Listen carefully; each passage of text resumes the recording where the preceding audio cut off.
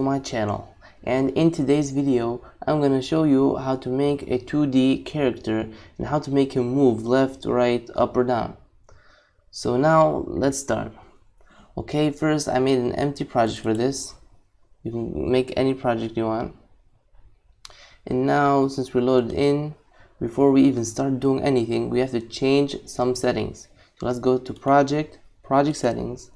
Let's go down here to display and click on window. We're gonna change the width and the height. For the width, we're gonna do 320. For the height, we're gonna do 180. Okay. Now we're gonna go to the test width. We're gonna change that to, we're gonna do it 1080. And for the test height, we're gonna do it 720. So we got a good screen here. And for stretch, we're gonna go to the mode and we're gonna make it 2D. And for the aspect, we're gonna keep. Now let's close this since that's all done. And for our main scene, okay, let's make a 2D scene. Okay, you can call it whatever you want. I'm just gonna call it world. Okay, click enter, and now let's save that scene. Let's just save it into the folder. Okay, that's good. And we want to make a player, right? So just do add new scene and do plus. For our player, we're gonna make a kinematic body. So you can search it, kinematic body 2D right here. Just click on it, and that's our player. Okay, but we can't see him. We want to add something to our player. To see our player, we're gonna click on him, add child node. We're gonna add a sprite. You can search sprite. There's animated sprite and there's a regular sprite. For now, we're just gonna use the regular sprite. So double click on it. So to make the sprite visible, you have to add a texture. You see here it's empty. To do that, you can just go to your player and click and drag him to the folder. See, now he's loaded here. But see, if we add him here to the texture, we can see that he's blurry. But we want him to be more clear. To do that, just click on platformer or whatever the name of your picture is, and go to import, and in presets do 2D pixel. Now click on re-import. Now he's more clear.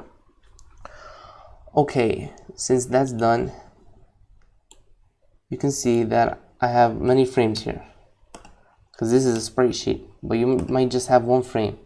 And if you have many frames, how to change that is go to sprite, go to animation, and in H frames, do how many frames you have. I have 8, so that's perfect right there. And let's see that, Control S. Okay, we're just gonna save it here, but it's better if we make a folder. Okay, let's do that. Create folder. I'm gonna call it player. Okay, and save it here. Okay, now we have our player. So now let's add him to our main scene. To do that, we can just go here in our player folder and drag the scene and add it. Wait, okay, drag the scene and just add it. Now we have our player. But if we click play, let's select the main scene. Our main scene is gonna be the world scene. Okay, now if we play, we're gonna see that he's like up in the corner. Now to change that, we just click on the player, let's drag him in the middle so we can see him. Okay, let's do play. Okay, now that's much better. He's just in the middle. Okay, since everything, the basic stuff is done, let's make him move. And to make our player move, we have to code that. So just go back to your kinematic body, or just let's call this player. It'll be easier. Okay, let's call this player. And now let's do add script. Just click on it and just do create. Okay, now if I expand this, we can see that there's all this writing. We can just delete that. We don't want it. Just click delete. And now let's start coding our player movement. Okay, before we start, we're gonna add some variables. The first thing to add a variable, just do var. Okay, in our variable name, we're gonna call it speed. And this is gonna equal to say 30. It's the speed that our player moves by. We're gonna add another variable. next variable is called velocity. Okay, velocity, and this is going to equal to vector 2 dot 0. Okay, now to make our player move, we're gonna add a function, and this function is gonna be a physics process function. Just write physics, that right there, physics process delta. Okay, so if you want the player to move, we're gonna do if statements. Say if he presses right, we want to go to right. If he presses left, you want to go to left. Okay, that's good. So let's click if input dot action is pressed. We want action is pressed. We want equal to UI right. Okay. Before we do anything else, I want to tell you something. So in the Godot engine, the screen is split in two lines like this, the x-axis and y-axis. So when we go to the right, the x-axis is positive. When we go to the left, it's going to be negative. But if we go up, it's going to be negative. It's not positive, it's going to be negative for the y. And if we go down, it's going to be positive. So by knowing that, we can just click here and say if he presses right, we're gonna go to velocity dot x for the x, because x is right and left. It's gonna equal to speed. Okay, speed. Now if we press start, we can see if we click on the right button, it doesn't work. Now let's fix that.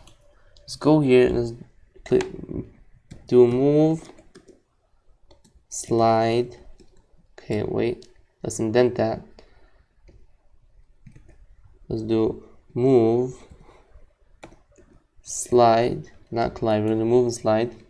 Okay, we're gonna put velocity in here.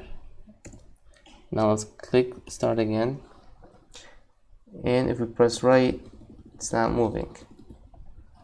And let me see why is that happening. If input action, not action press, if input dot just action is action just pressed. Okay, exactly. Now it's gonna work. See, it moves if you click right.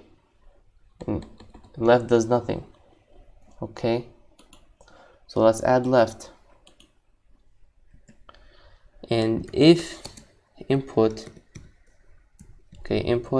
dot is action just pressed UI left, we can just write it, but it's right here, do left. Okay, and if it's left, the velocity dot x equals to, we said that if we go to the right it's positive, but if we go to the left it's negative, so we're going to do negative speed. Okay, now let's play this. If we click left, it goes to the left. If we click right, it goes to the right. But there's a problem, it doesn't stop. To fix that, let's make this not if, let me make it elif. What elif is, it's basically if this happens, do this, else if this happens, do this. And we're gonna add one thing, which is else. Else is if both of these don't happen, we're gonna do what's in this block of code. Okay, and else if he's not pressing not right or left, we're gonna make the velocity dot x equal to 0, so it just stops.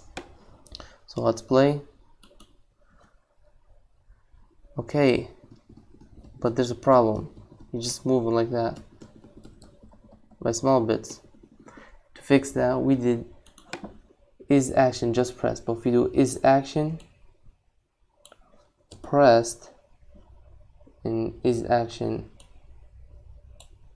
pressed, and now we play, we can see he moves. If we release the button, stops.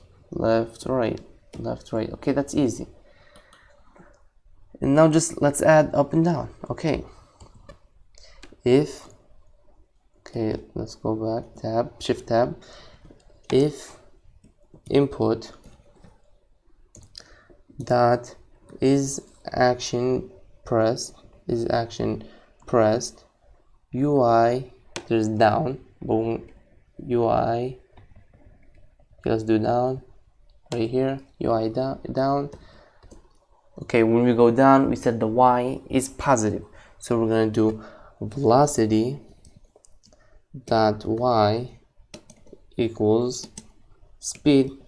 Okay, and else if input dot is action pressed UI